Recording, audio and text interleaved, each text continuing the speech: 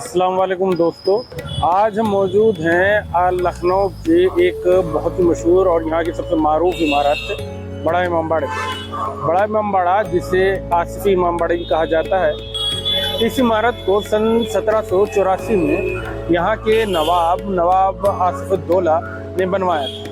जब 1783 में यहाँ पे भुखमरी के हालात यानी कि अकाल पड़ गया था, तो यहाँ के लोगों को रोज़गार देने के लिए इस इमामबाड़े को बनाने का काम शुरू किया गया। कहा जाता है, ये किदवंती है, ये कहानी है, ये मालूम नहीं कि इसमें सुबह शाम काम होता था, यानी कि इसे दिन में बनाया जाता था और रात को तोड़ा जाता था। इसे रात को तोड़ने का मकसद ये था, जो अनस्किल्ड वर्कर हैं यानी कि जिन्हें कोई भी काम नहीं आता, वो रात को तोड़ते थे। जो स्किल्ड वर्कर है वो इसे बनाया करते। इसी तरीके से यहाँ पे जब तक अकाल रहा तो इस बिल्डिंग को बनाया गया और एक बहुत ही भव्य बिल्डिंग बन के तैयार हो गई, जो आज इतिहास के पन्नों में दर्ज है। आइए इसे घूमते हैं और इसकी खूबसूरती को निहारते हैं और इसके इतिहास को जानने की कोशिश करते हैं। आइए चलिए अंदर की तरफ चलते हैं। ये इलाका काफ़ी भीड़ भाड़ वाला है, काफ़ी हैवी ट्रैफिक रहता है। लखनऊ, जिसे नवाबों का शहर कहा जाता है, अपनी तहजीब, नफासत और ऐतिहासिक इमारतों के लिए पूरी दुनिया में मशहूर है। इसी शहर के दिल में बसी है एक शानदार और रहस्यमयी इमारत, बड़ा इमामबाड़ा, जिसे आसिफी इमामबाड़ा भी कहा जाता है। इसको 1784 में नवाब आसिफुद्दौला ने बनवाया था। अस्सलाम वालेकुम दोस्तों, मेरा नाम है मोहम्मद उबैद खान और आप देख रहे हैं उबैद खान रिकॉर्डिंग।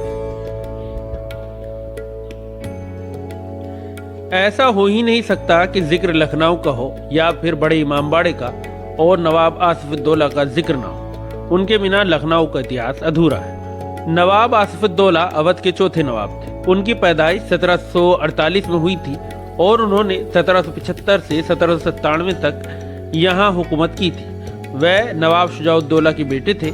जब उन्होंने हुकूमत संभाली तब अवध की राजधानी फैजाबाद थी, लेकिन उन्होंने राजधानी को लखनऊ स्थानांतरित यानी ट्रांसफर किया और यहीं से लखनऊ की असली पहचान शुरू हुई। उनकी हुकूमत में लखनऊ ने तहजीब, मौसीकी, तामीरी फन और अदब के इलाके में ज़बरदस्त तरक्की की। नवाब आसिफुद्दौला न केवल एक शासक थे बल्कि इंसानियत की निशानी थे। नवाब आसिफुद्दौला बड़े दयालु थे और वो लोगों की भलाई के लिए बहुत काम किया करते थे।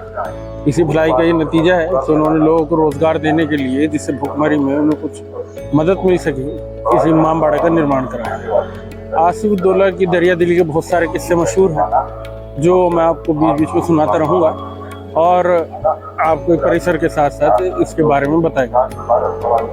बहुत बड़ी बिल्डिंग बनाई गई है, शानदार है। और जब आगे अंदर चलते हैं। 1784 उस वक्त अवध रियासत में भीषण अकाल पड़ा था। लोग भूखे मर रहे थे, रोजगार नहीं था और हालात बहुत मुश्किल थे। तब नवाब आसिफुद्दौला ने लोगों की मदद के लिए एक अनोखा तरीका अपनाया। उन्होंने एक ऐसी इमारत बनाने का इरादा किया जो धार्मिक और सामाजिक दोनों तौर से फायदेमंद हो। इसे बनाने के काम में हजारों मजदूरों को काम मिला। उस अकाल में कुलीन वर्ग यानी अमीर लोग भी कंगाल हो गए थे। ऐसा कहा जाता है कि नवाब आसिफुद्दौला ने इस प्रोजेक्ट के लिए 20,000 से ज़्यादा लोगों को रोजगार दिया था। इसमें आम लोग और कुलीन दोनों थे। उनकी नीति थी कि कोई व्यक्ति भूखा न रहे। यह प्रोजेक्ट ना तो मस्जिद थी और ना ही मकबरा। उस दौर में बनने वाली इमारतों से बिल्कुल अलग थी।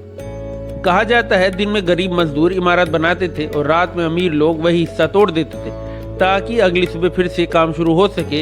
इस तरह नवाब ने अकाल के वक्त लोगों को रोजगार दिया और एक ऐसी ऐतिहासिक धरोहर खड़ी की जो आज भी लखनऊ की पहचान है। उनकी सखावत इतनी मशहूर थी कि लोगों ने उनके बारे में कहा, जिसको ना दे मौला उसको दे आसिफुद्दौला। इन अल्फाजों ने उन्हें जनता के दिलों में अमर बना दिया। उन्होंने केवल आर्किटेक्चर को नहीं बल्कि इंसानियत को भी नया रूप दिया। उनकी हुकूमत में लखनऊ कला और संगीत का सेंटर बन गया। कथक डांस, उर्दू शायरी और अवध की खानी इसी दौर में अपनी ऊंचाइयों पर पहुंचे। उन्होंने रूमी दरवाज़ा, आसिफे मस्जिद और भी कई इमारतें बनवाईं जो आज भी लखनऊ की पहचान है। नवाब आसिफुद्दौला का इंतकाल 1794 में हुआ, लेकिन उन्होंने जो विरासत छोड़ी वह सदियों तक जिंदा रहेगी। उन्होंने सिखाया कि सत्ता का असली मकसद जनता की सेवा है। उनकी जिंदगी हमें यह याद दिलाती है कि महानता केवल ओहदे या ताकत से नहीं बल्कि रहम और इंसानियत से आती है। बड़ा इमामबाड़ा आर्किटेक्चर के नज़रिए से निहायत ही शानदार है। यह पूरी इमारत मुगल और अवधी स्टाइल में बनी है। इसमें इस्तेमाल की गई लखोरी ईंटें और चूने का मसाला उस दौर की निर्माण तकनीक की गवाही देते हैं। बड़े इमामबाड़े के बाहर तपती जमीन पर जूते उतार कर नंगे पैर चलना किसी को भी इमारत में घुसने के लिए काफी है। मुख्य कमरे से पहले आपका स्वागत करने वाला गलियारा अपने हल्के हरे रंग के अंदरूनी हिस्से, ऊंची रंगी हुई छत और उस पर लटके रंग बिरंगे लैंपों से ठंडक का एहसास कराता है। यहाँ से अंदर की तरफ चलने पर मालूम होता है कि बड़े इमामबाड़े के 3 हॉल हैं। पहला चाइना हॉल, दूसरा फारसी हॉल और तीसरा खरबूजा हॉल है। केंद्रीय यानी बीच वाला हॉल, जिसे फारसी हॉल के नाम से जाना जाता है, सबसे बड़ा है, जबकि चाइना हॉल पूरब में और खरबूजा हॉल पश्चिम में है। फारसी हॉल यह आलिशान सेंट्रल हॉल है, जिसकी सबसे बड़ी खासियत यह है कि इसमें एक भी खंबा यानी पिलर नहीं है। बिना किसी लोहे या सीमेंट के ये विशाल छत अपने आप खड़ी है। यह उस वक्त की कारीगरी की अद्भुत काबिलियत और हुनर का सबूत है। यह अपनी शानदार मेहराबदार छत के लिए जाना जाता है। ये दुनिया के सबसे बड़े गुंबददार हॉलों में से एक है, जिसे बिना किसी खंबे या बीम के सहारे बनाया गया है। इस हॉल की छत लगभग 50 मीटर लंबी है और 16 मीटर चौड़ी और 15 मीटर ऊंची है, जिसे एक खास इंटरलॉकिंग तकनीक से बनी ईंटों से सहारा दिया गया है, जिसमें लकड़ी या मेटल का इस्तेमाल नहीं हुआ है। छत का पूरा वजन ऊपर की मंजिलों यानी भूल भुलैया के मेहराबदार रास्तों से होकर डिस्ट्रीब्यूट होता है। यह एक इंजीनियरिंग का चमत्कार है। अपने बड़े होने की वजह से यह हॉल मुहर्रम जैसे मजहबी मौके पर हजारों लोगों को इकट्ठा होने के लिए जगह देता है। इस सेंट्रल हॉल के अंदर नवाब आसिफुद्दौला और उनके आर्किटेक्ट किफायतुल्लाह दोनों की कब्र है। चाइना हॉल सेंट्रल हॉल के पूरब में मौजूद इस हॉल की छत गुंबददार है। खरबूजा हॉल सेंट्रल हॉल के पश्चिम में मौजूद इस हॉल का आकार खरबूजे जैसा है, जिसके कारण इसे खरबूजा नाम दिया गया है। इमामबाड़े की डिज़ाइन का ठेका नवाब द्वारा कराए गए एक आर्किटेक्ट डिज़ाइन कंपटीशन के विनर को दिया गया था। जीतने वाले दिल्ली के एक आर्किटेक्ट किफ़ायतुल्लाह थे। मेन हॉल में किफ़ायतुल्लाह की कब्र इसके बनाने वाले नवाब आसिफुद्दौला के बराबर मौजूद है। इसका एक किस्सा भी बड़ा मशहूर है। कहते हैं जब उन्होंने इमारत पूरी कर ली तो किफ़ायतुल्लाह से पूछा गया कि क्या बीम के बिना छत टिकी रहेंगी। इस पर उन्होंने कहा, मुझे इसके ठीक नीचे रख दो, फिर भी यह नहीं गिरेगी। यह इमारत की एक और अनोखी बात है कि इमामबाड़े को बनाने वाले आसिफुद्दौला और इसके आर्किटेक्ट किफ़ायतुल्लाह दोनों को एक ही जगह दफनाया गया है। आइए मेन हॉल से बाहर की तरफ चलते हैं और भी इमारतों को देखते हैं। परिसर में दाईं तरफ एक मस्जिद दिखाई देती है। यह है आसिफी मस्जिद। बीते युग की खूबसूरती और शान को दिखाती आसिफी मस्जिद आज भी लखनऊ की शानदार मस्जिदों में से एक है। इसको नवाब आसिफुद्दौला ने बनवाया था और मशहूर आर्किटेक्ट किफ़ायतुल्लाह ने इसका डिज़ाइन तैयार किया था। आसिफी मस्जिद बड़े इमामबाड़े के परिसर का एक हिस्सा है और इसके सहन के उत्तर पश्चिम हिस्से में मौजूद है। यह ज़मीन से काफ़ी ऊंचाई पर मौजूद है। लगभग 28 सीढ़ियाँ मस्जिद तक जाती हैं। इसमें 2 बड़े इबादत वाले कमरे भी हैं। यहाँ शुक्रवार के साथ साथ ईद जैसे त्योहारों पर भी नमाज अदा की जाती है। इन कमरों में इमारत के सामने की ओर 11 मेहराबदार गेट हैं, जिनमें बीच वाला गेट बाकी सबसे बड़ा है। विशाल मीनारे और गुंबद इस मस्जिद की शान में 4 चांद लगा देते हैं। आसिफी मस्जिद खंभों और मेहराबों वाली नींव पर बनी है। अब हम जो सीढ़ियाँ देखते हैं वह इस मस्जिद के बनाने के वक्त नहीं बल्कि बाद में अंग्रेजों द्वारा बनवाई गई थी, जब उन्होंने सिपाहियों के विद्रोह के दौरान इस परिसर पर कब्जा किया था। शुरुआत में इस मस्जिद के नीचे कमरे थे और अंदर सीढ़ियाँ थी जो ऊपरी मंजिल तक जाती थी। 1857 के कदर के दौरान स्वतंत्रता सेनानियों ने अपने हथियार और गोला बारूद छिपाने के लिए इन्हीं कमरों का इस्तेमाल किया था, लेकिन बाद में जब अंग्रेजों को इसकी भनक लगी तो उन्होंने इन्हें हमेशा के लिए बंद करने का फैसला किया। अवध के एक प्रमुख इतिहासकार श्री रोशन तकी बताते हैं, 1895 के दौरान बड़ा इमामबाड़े का पूरा परिसर अंग्रेजों ने जब्त कर लिया था, लेकिन आखिरकार 1895 में अंग्रेजों ने इसे सरकारी संपत्ति घोषित कर दिया। अवध के अकालग्रस्त लोगों को खाना और काम मुहैया कराने के लिए इसे बड़े इमामबाड़े की और इमारत के साथ बनाया गया था। मस्जिद को बनाने का काम साल 1794 में पूरा हुआ। गुंबदों और विशाल मीनारों वाली इंडो इस्लामिक स्ट्रक्चरल डिजाइन वाली इस मस्जिद की हैरत अंगेज खूबसूरती हमेशा से ही यहाँ आने वालों को आकर्षित करती रही है। यह एक शानदार इमारत है जिसमें शानदार नक्काशीदार गुंबद और मीनारे हैं। खुदा की इबादत करने के लिए एक शांत जगह है।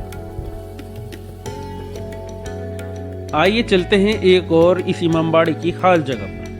इमामबाड़े की सबसे रहस्यमय जगह है इसकी भूल भुलैया। इसमें लगभग 489 दरवाजे और सैकड़ों गलियां हैं। कहा जाता है कि बिना गाइड के अगर कोई यहाँ चला जाए तो वापस निकलना मुश्किल हो जाता है। भूल भुलैया को केवल मनोरंजन के लिए नहीं बनाया गया था, बल्कि यह एक हिफाजती व्यवस्था थी। किसी हमले के मौके पर सैनिक इन गलियों का इस्तेमाल कर दुश्मन को कंफ्यूज करते थे। 3 बाएं 2 दाएं और छत पर पहुंच गए, जिसकी जटिल खिड़कियां झरोके कहलाती थी।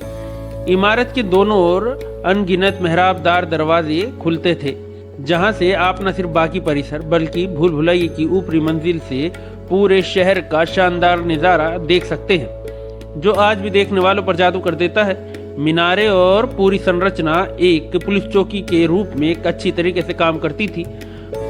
आइए अब नीचे की तरफ चलते हैं।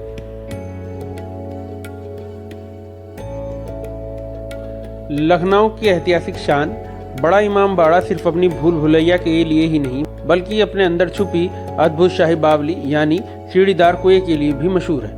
ये बावली नवाबी इंजीनियरिंग कला और हिफाजत के अनोखे मिक्सचर का शानदार उदाहरण है। इसे पानी जमा करने और निगरानी के लिए बनाया गया था। ये शाही बावली बड़े इमामबाड़े परिसर का हिस्सा है, जिसमें भूल भुलैया और आसिफी मस्जिद भी शामिल है।